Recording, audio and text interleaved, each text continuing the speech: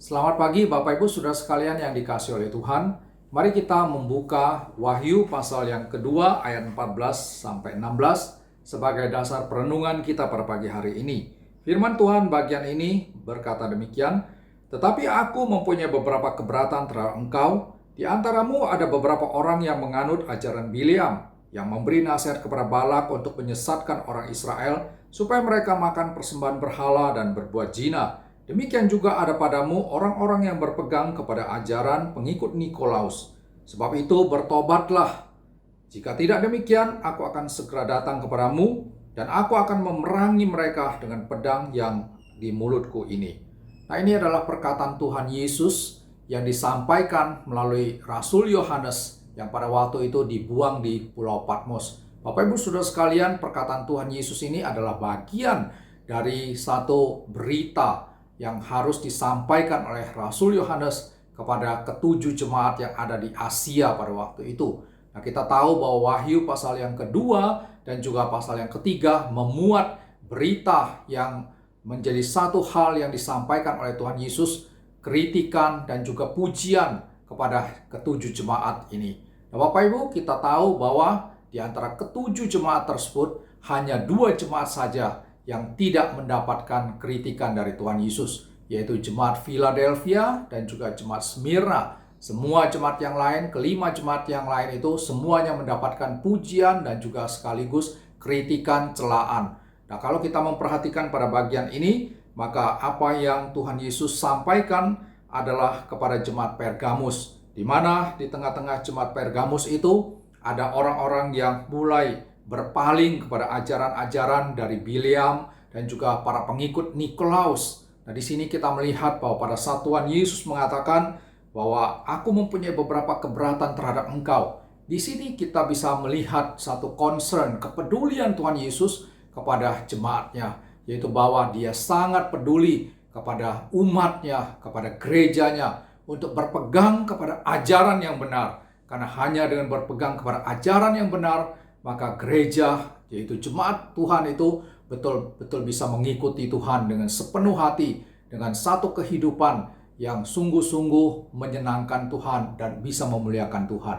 Nah, Bapak Ibu Saudara sekalian, kalau kita melihat bahwa Tuhan begitu peduli bagaimana gerejanya harus hidup sesuai dengan ajaran yang benar, bagaimana gerejanya, umatnya tidak boleh mempunyai satu hati pikiran yang melenceng, yang menyeleweng, yang menyimpang dari ajaran yang benar. Kita tahu bahwa kepedulian yang demikian itu tidak pernah berubah dari saat dia menyampaikan surat teguran ini sampai kepada 2000-an tahun yang lalu sampai kepada saat sekarang ini. Kepedulian yang demikian itu masih tetap sama, masih seperti demikian adanya. Nah, itulah sebabnya ini menjadi sesuatu hal yang seharusnya kita sungguh-sungguh menjadikan kepedulian di dalam kehidupan bergereja pada zaman sekarang ini. Apalagi kita tahu bahwa pada akhir zaman ini ada begitu banyak ajaran-ajaran, ada begitu banyak segala sesuatu yang berbau kekristenan, yang sesungguhnya kalau kita perhatikan, kalau kita teliti, mungkin mereka menggunakan istilah-istilah Kristen yang begitu kental yang kita kenal,